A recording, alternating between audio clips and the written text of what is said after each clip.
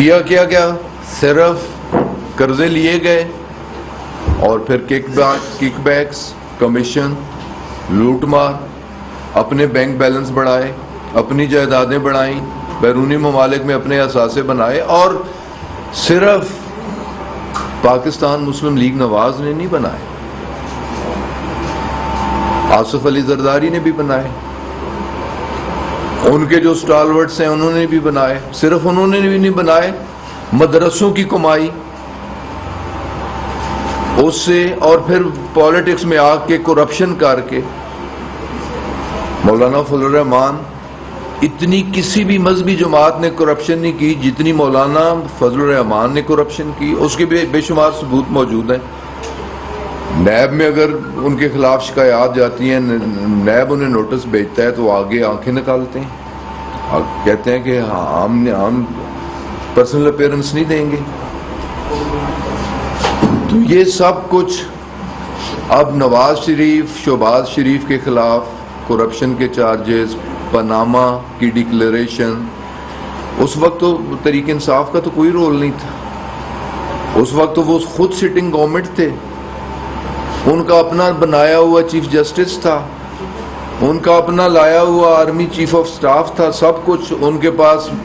قومی اسمبلی میں اکثریت تھی، صوبے میں اکثریت تھی، سینٹ میں اکثریت تھی، 2/3 اکثریت کے ساتھ۔ تو اس وقت پھر اداروں نے سو موٹو ایکشن لیا، جے آئی ٹیز بنی، جے آئی ٹیز میں یہ ٹریل پروو نہیں کر سکے، ان کی کنوکشن ہوئی، ان کی ڈسکوالیفیکیشن ہوئی، قید بامشقت ہوئی، اور پھر جس طریقے سے جیلی میڈیکل لیگل لے کے علاج کے بہانے باہر بھاگ کے گئے۔ اور اس سے پہلے بھی ان کی پاس ہسٹری بھی دیکھ لیں کہ جب 99-2000 میں مسلم لیگ کا اقتدار ختم ہوا اور کچھ عرصہ بعد کیسز وڈرا ہوئے، اور جب بیرونی ممالک انہیں بھیجا گیا یا جب وہ جانے لگے، تو یک زباں ہو کے ہر مسلم لیگی کا نیریٹو ایک تھا، ہمارے ساتھ بڑی زیادتی ہوئی جی، بڑا ظلم ہوا جی، ہمیں زبردستی جلا وطن کر دیا گیا، جبکہ ویڈیو کلپس موجود ہیں، خوشی خوشی جا رہے ہیں، ڈالروں کے اور پاؤنڈوں کے اور ریالوں کے بکسے بار بار کے لے کے جا رہے ہیں، اپنے نوکروں، چاکروں، باورچیوں کے خادماؤں کے ساتھ جا رہے ہیں، خوشی خوشی جا رہے ہیں، اپنے اہل و عیال کے ساتھ جا رہے ہیں، اور پھر 10 سال ایک ہی راگ الاپتے رہے، جی ہم سے بڑا ظلم ہوا جی، ہمیں زبردستی جلا وطن کر دیا گیا۔ تو 10 سال کے بعد پھر ضامن بھی سامنے آ گئے، گواہ بھی سامنے آ گئے، وہ ریٹن ایگریمنٹ بھی سامنے آ گیا۔ پھر جواب کیا تھا؟ مجھے تو شرم آتی ہے کہ ایک ایسا نااہل شخص کہتا کیا ہے۔ نواز شریف کی سٹیٹمنٹ آج بھی ریکارڈ میں موجود ہے، میں نے اپنی گناہگار کانوں سے سنی اور آنکھوں سے دیکھی کہ ایگریمنٹ تو 10 سال کا تھا، تو 5 سال کا تھا، دستخط 10 سالوں پہ کروا دیے گئے۔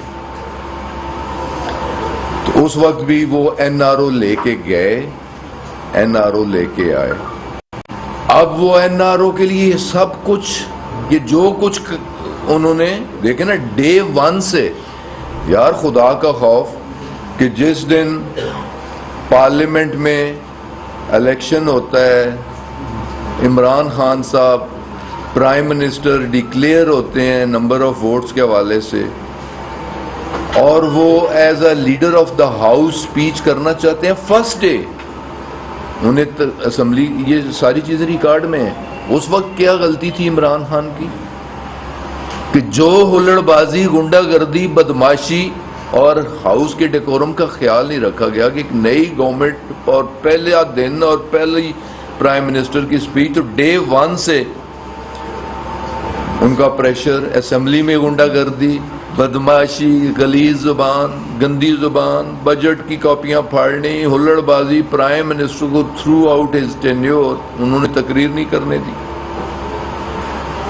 کیا چارجز سے؟ صرف یہی چارجز تھے کہ ہمیں این آر او چاہیے، اور عمران خان نے بڑے واشگاف الفاظ میں کہا کہ میں این آر او نہیں دوں گا۔ ایک تو این آر او، پھر انڈیپینڈنٹ فورن پالیسی، ریکارڈ کی بات، دونوں ادوار میں 400 ڈرون حملے ہوئے اور حکومت وقت کی ایما پہ ہوئے، یوسف رضا گیلانی کی ایما پہ ہوئے، آصف علی زرداری پریزیڈنٹ آف پاکستان تھے، ان کی ایما پہ ہوئے، نواز شریف اینڈ کمپنی کی ایما پہ ہوئے، بے گناہ ہزاروں لاکھوں لوگ شہید ہوئے۔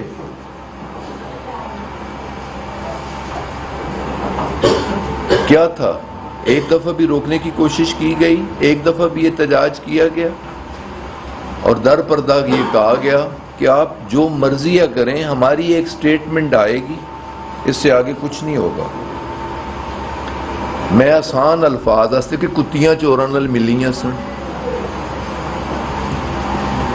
اور ڈرون حملے کروا رہے تھے، پاکستانیوں کو اور مسلمانوں کو مروا رہے تھے، ان کی لڑائی کو اپنی لڑائی۔ 80,000 پاکستانی سویلین شہریوں نے اور فوجیوں نے اپنی جانوں کے نذرانے دیے۔ کوئی ہمارا چوک چرا، مسجد، امام بارگاہ، اولیاء کرام کی درگاہ محفوظ نہیں رہی، کوئی ہمارا اسکول، کوئی یونیورسٹی محفوظ نہیں رہی، ہمارے بچوں کے خون سے خون کی ہولی کھیلی گئی۔ اے پی سی کا واقعہ، بے شمار اس طرح کے واقعات ہوئے، یہ سب کچھ ہوتا رہا۔ جب عمران خان نے کہا کہ اب کوئی ہم اڈے نہیں دیں گے، اب ہم کسی ڈرون حملے کی اجازت نہیں دیں گے، اب ہم کسی کی جنگ کو اپنی جنگ سمجھ کے اپنا کندھا نہیں دیں گے، امن کے لیے ہر ملک سے تعاون کرنے کے لیے ہم تیار ہیں، کسی ہم بلاک کا حصہ نہیں بنیں گے۔ تو پھر مولانا صاحب کی سٹیٹمنٹس بھی آپ ہی لوگ ہمیں بتاتے بھی ہیں، دکھاتے بھی ہیں، آپ کے ہی ارکائیو میں ہیں کہ امریکن فورن منسٹر کو ریکویسٹ کرتے ہیں کہ میں بہتر خدمات سے انجام دے سکتا ہوں اگر آپ ہمیں کنسیڈر کر لیں۔ مولانا صاحب خود ہی فرماتے ہیں کہ جو بائیڈن صاحب ایک انٹرنیشنل فیم کے لیڈر ہیں، پاکستان کے معاملات کو سدھارنے میں ہماری مدد انہیں کرنی چاہیے۔ تو یہ سب کچھ کیا ہے؟ ایک تو انٹرنلی کرپٹ مافیا، سیاسی گدیں جنہوں نے پاکستان کو اور اہل پاکستان کو ان 35 سالوں میں گدوں کی طرح نوچا۔ ایک طرف وہ اپنا سب لوٹ مار کا مال بچانے کے لیے این آر او، اور پھر وہ مال تو سارا باہر تھا نا جی، وہ مال تو یو کے میں ہے، وہ مال تو امریکہ میں ہے، کینیڈا میں ہے، باہر ممالک میں ہے، وہ بینک بیلنس بھی ہیں، وہ جائیدادیں بھی ہیں۔ تو پھر جہاں سب کچھ ان کا مال مسروقہ موجود ہے، تو ان کے کہنے پہ یہ سب کچھ کیا جا رہا ہے۔ بلکہ سننے میں آ رہا ہے، آپ کے میڈیا پرسنز ہی کہہ رہے ہیں کہ ڈالرز آ رہے ہیں۔ پیسہ جتنا خرچ ہو جائے، خرچ ہونا چاہیے، پیسے کی آپ کمی محسوس نہ کریں، جتنا پیسہ آپ کو چاہیے ہوگا ایڈوانس دیا جائے گا۔ اور پھر بولیاں لگ رہی ہیں، میڈیا میں چل رہا ہے، کوئی 15 کروڑ میں بکا ہے، کوئی 18 کروڑ میں بکا ہے، کوئی 22 کروڑ میں بکا ہے، اور کوئی 25 کروڑ میں بکا ہے۔ اور یار ہر کسی کی ایک سیاسی بندہ ہو تو اس کا سیاسی بیک گراؤنڈ ہوتا ہے، اس کا فیملی بیک گراؤنڈ ہوتا ہے، اس کی اگر پولیٹکس میں ہے اس کی پولیٹیکل ہسٹری ہوگی، پولیٹیکل بیک گراؤنڈ ہوگا۔ میں تو اس کا عینی شاہد ہوں نا۔ 88 میں بدترین قسم کی ہارس ٹریڈنگ کی میاں نواز شریف نے، جب مرکز میں پیپلز پارٹی کی گورنمنٹ تھی تو بدترین قسم کی ہارس ٹریڈنگ پنجاب کے اسمبلی کے اندر پیپلز پارٹی کے لوگوں پہ مشتمل ایک فارورڈ بلاک بنایا گیا، ان سب کو اٹھا کے چھانگا مانگا میں رکھا گیا۔ دنیا کی ہر قسم کی غلاظت اور خرافات انٹرٹینمنٹ کے لیے شرابیں وہاں، عورتیں وہاں، سب کچھ وہاں، جتنی معاشرتی گندگی تو برائی کر سکتے تھے، اور کیش کمپوننٹ اس کے علاوہ. اور جب چھانگا مانگا یاترا کر کے آئے، کتنے چھوٹے لوگ، کتنے گٹیا لوگ، لینے والے بھی اور دینے والے بھی. ان دنوں چینی کی شارٹیج تھی، ان کی پتوں کی شوگر مل تھی. ہر ایم پی اے جس نے اپنا ایمان بیچا، ضمیر بیچا، اس کی گاڑی کی ڈگی کھول کے ایک 50 کلو کی گتھی، 50 کلو کی بوری چینی کی بھی رکھ رہے تھے. یہ اتنے چھوٹے لوگ ہیں اور وہی حرکتیں آج بھی. بھائی اگر ٹھیک ہے، منرف ہے کوئی تحریک انصاف کا، اسے گھر سے کوئی اٹھا سکتا ہے؟